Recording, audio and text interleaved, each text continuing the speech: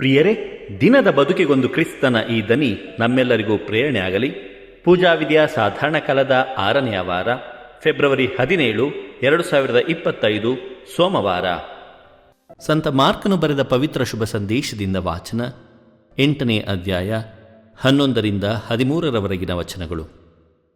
ಆ ಕಾಲದಲ್ಲಿ ಫರಿಸಾಯರು ಯೇಸುವಿನ ಬಳಿಗೆ ಬಂದು ಅವರೊಡನೆ ತರ್ಕ ಮಾಡಿ ಅವರನ್ನು ಪರೀಕ್ಷಿಸುವ ಉದ್ದೇಶದಿಂದ, ನೀನು ದೇವರಿಂದ ಬಂದವನೆಂಬುದನ್ನು ಸೂಚಿಸಲು ಒಂದು ಅದ್ಭುತವನ್ನು ಮಾಡಿ ತೋರಿಸು ಎಂದು ಕೇಳಿದರು.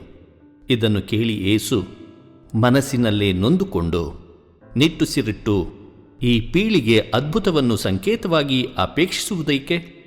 ಇದಕ್ಕೆ ಅಂಥ ಯಾವ ಸಂಕೇತವನ್ನು ಕೊಡಲಾಗದು, ಇದು ಖಂಡಿತ ಎಂದರು. ಅನಂತರ ಯೇಸು ಅವರನ್ನು ಬಿಟ್ಟು ದೋಣಿಯನ್ನು ಹತ್ತಿ ಸರೋವರದ ಆಚೆದಳಕ್ಕೆ ಹೊರಟು ಹೋದರು. ಪ್ರಭುವಿನ ಶುಭ ಸಂದೇಶ. ಕ್ರಿಸ್ತರೇ ನಿಮಗೆ ಸ್ತುತಿಸಲ್ಲಲಿ. ಚಿಂತನೆ. ಅದ್ಭುತಗಳಿಂದ ವಿಶ್ವಾಸವಲ್ಲ, ವಿಶ್ವಾಸದಿಂದ ಅದ್ಭುತ. ಪ್ರಭು ಯೇಸು ಕ್ರಿಸ್ತರಲ್ಲಿ ಆತ್ಮೀಯರೇ, ಇಂದಿನ ಮೊದಲನೆಯ ವಾಚನದಲ್ಲಿ ಕಾಯಿನ ಮತ್ತು ಏಬೇಲನ ಬಗ್ಗೆ ಓದುತ್ತೇವೆ. ಏಬೇಲನ ಕಾಣಿಕೆಯನ್ನು ದೇವರು ಸ್ವೀಕರಿಸಿದರು. ಕಾರಣ, ಆತ ಉತ್ತಮವಾದ ಕಾಣಿಕೆಯನ್ನು ಶುದ್ಧ ಮನಸ್ಸಿನಿಂದ ಅರ್ಪಿಸಿದ.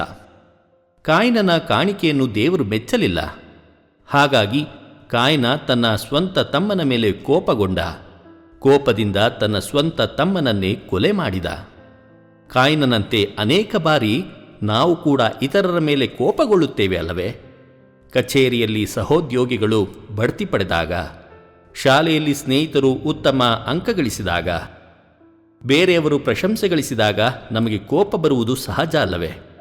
ಕಾಯಿನ ಉತ್ತಮ ಕಾಣಿಕೆಯನ್ನು ಅರ್ಪಿಸಿದ್ದರೆ ದೇವರು ಆತನನ್ನು ಮೆಚ್ಚಿಕೊಳ್ಳುತ್ತಿದ್ದರು. ನಾವು ಶ್ರಮಪಟ್ಟು ದುಡಿದರೆ ನಮಗೂ ಪ್ರತಿಫಲ ಉಂಟು. ಕೋಪ ಬಹಳ ಕೆಟ್ಟದ್ದು.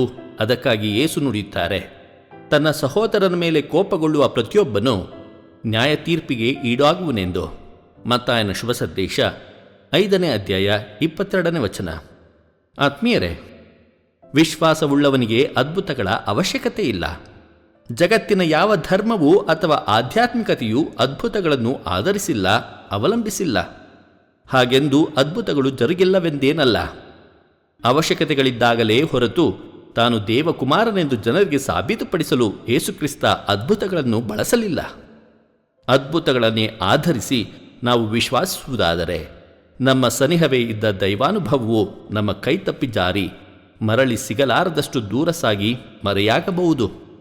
ಇಂದಿನ ಶುಭ ಸಂದೇಶದಲ್ಲಿ ತಾನು ದೇವರಿಂದ ಬಂದವನೆಂಬುದನ್ನು ಶ್ರುತಪಡಿಸಲು ಫರಿಸಾಯರು ಯೇಸುವನ್ನು ಸೂಚಕ ಕಾರ್ಯಗಳನ್ನು ಮಾಡಿ ತೋರಿಸಲು ಕೇಳುತ್ತಾರೆ. ಹಿನ್ನೆಲೆಯಿಂದ ಫರಿಸಾಯರು ಧರ್ಮಶಾಸ್ತ್ರವನ್ನು ಬಲ್ಲವರಾಗಿದ್ದು ಧಾರ್ಮಿಕ ಪಂಗಡದವರಾಗಿದ್ದರಿಂದ ಯೇಸುವನ್ನು ಅರಿಯಲು ಅವರಿಗೆ ಅದ್ಭುತಗಳ ಅಗತ್ಯವಿರಲಿಲ್ಲ. ಬದಲಿಗೆ ಯೇಸುವಿನ ಮುಂದೆ ಅಡ್ಡಲಾಗಿ ನಿಂತಿದ್ದ ಅವರ ಉದ್ದಟತನ, ಅಲಕ್ಷ್ಯ ನುಡಿ ಮತ್ತು ಲೋಕಜ್ಞಾನವನ್ನೆಲ್ಲ ತಾವೇ ಬಲ್ಲವರು ಎಂಬ ಅವರ ಅಹಮ್ಮಿನ ಶರಣಾಗತಿ ಅದ್ಭುತಗಳಿಂದ ವಿಶ್ವಾಸವಲ್ಲ, ವಿಶ್ವಾಸದಿಂದ ಅದ್ಭುತ ಎನ್ನುವ ಅರಿವು ಬೇಕಾಗಿತ್ತು.